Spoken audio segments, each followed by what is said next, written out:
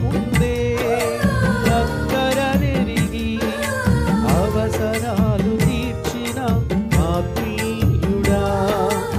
ఎందరూ ఉన్నా బంధువు నీవే, బంధాలను పెంచిన భాగ్యవంతుడా.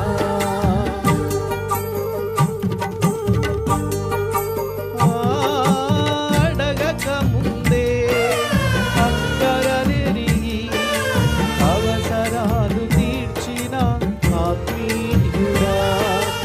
ఎందరూ ఉన్నా బంధువు నీవే, బంధాలను పెంచిన భాగ్యవంతుడా.